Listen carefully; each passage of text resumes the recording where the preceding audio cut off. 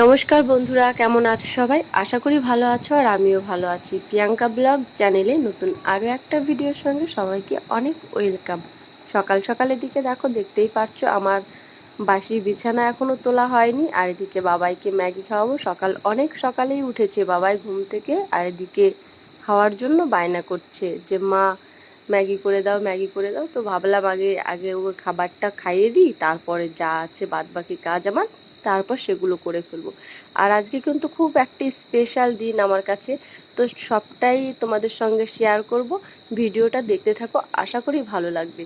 সকাল সকাল এদিকে দেখো, মাঠে যেহেতু আমাদের পাট ছাড়ানোর কাজ চলছে, এদিকে সকাল সকাল বাড়িতে ভাত আর এদিকে পমপ্লেট মাছের ঝোল আর শাক ডাল করে নিয়েছি। আর এটা মাঠেও যাবে সেজন্য। আর এতটা ব্যস্ত কি বলবো তোমাদের সঙ্গে, আর আমার সেরকমভাবে কিছুই শেয়ার করা হয়নি আজকে। এতটাই পরিমাণে ব্যস্ত আমি ছিলাম যে কি আর বলবো। তারপরে দেখো এদিকে আমি একদম রান্না বান্না সেরে দুপুরের, তারপর বাবাইকে রেডি করাচ্ছি। আর আমিও কিন্তু স্নান করেই আসলাম সবে ঘরে। আর বাবাইয়ের যা বদমাইশি, তো দেখে বুঝতেই পারছো তোমরা কেমন বদমাইশি করে। তো যাই হোক, চলো এখন একটু বাবাইকে সাজুগুজু করাবো আমি। আর আজকে আমার বাবাইয়ের জন্মদিন, তো সবাই ওকে আশীর্বাদ করো যেন জীবনে অনেক বড় হতে পারে, মানুষের পাশে যেন সবসময় থাকতে পারে।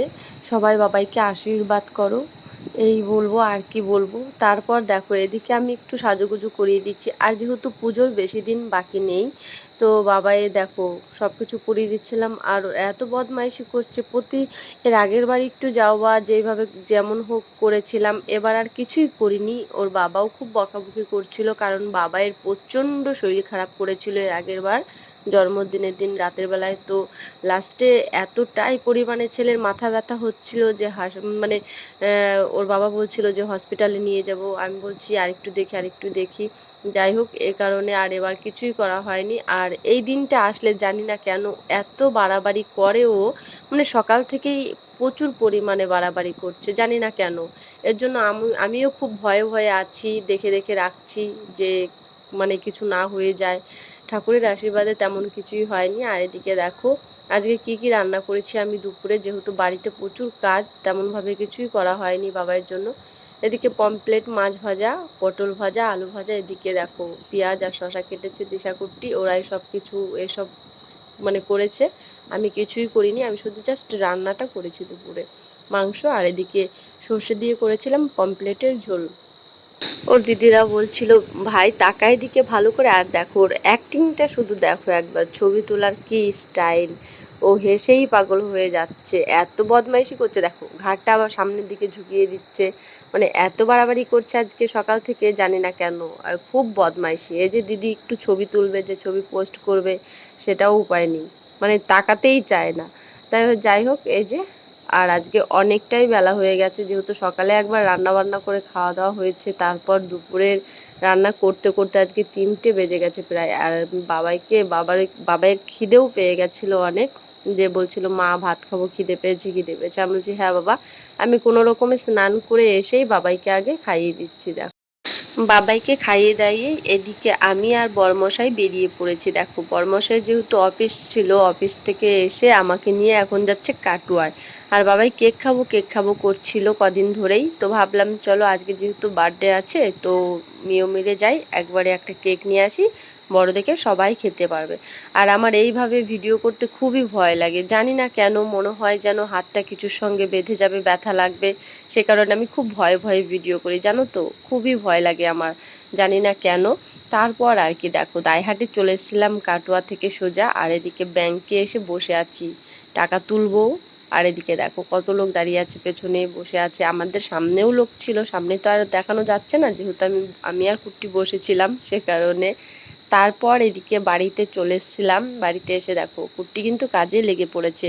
আর এগুলো সবটাই কিন্তু ওর দুই দিদি মিলে করছে। দেখো দুই দিদি বলতে মানে দিশা আর কুট্টি এগুলো এনেছে। আর এদিকে দেখো সহেলি আর সৌরিশকে বলা হয়েছিল, রাজদীপকেও বলা হয়েছিল, রাজদীপ আর আসেনি, কারণ যেহেতু রাজদীপের দোকান আছে সে কারণে। আর পুজোর সিজন বুঝতেই পারছো, সে কারণে রাজদীপ আর আসেনি। আর ওরা 3 ভাই বোনে সব এই যে সাজিয়ে গুছিয়েছে। এদিকে বাবাইয়ের এখন কেক কাটিং হবে।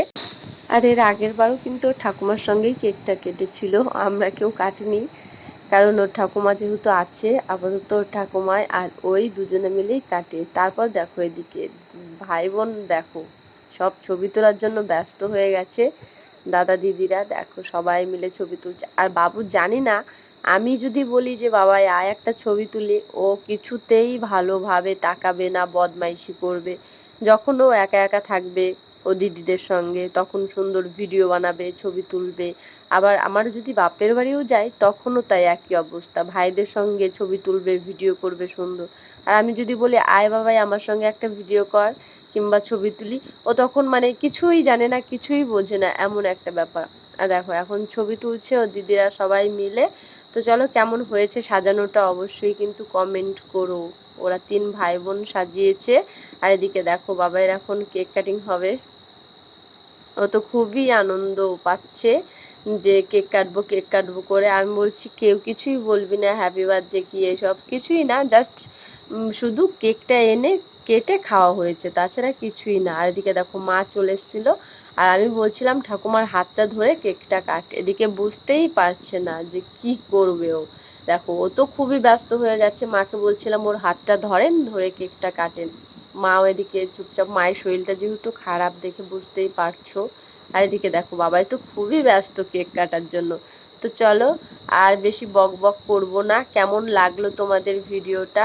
এই স্পেশাল দিন স্পেশালভাবে কিছুই করতে পারিনি আমার বাবাইয়ের জন্য, তো যেইটুকু পেরেছি মানে মনে সান্ত্বনা দেওয়ার জন্য বাবাইয়ের, তো ততটুকুই।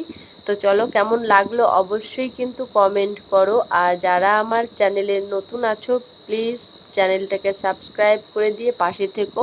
আর ফেসবুক পেজ থেকে যারা দেখছো পেজটাকে ফলো করে দিও।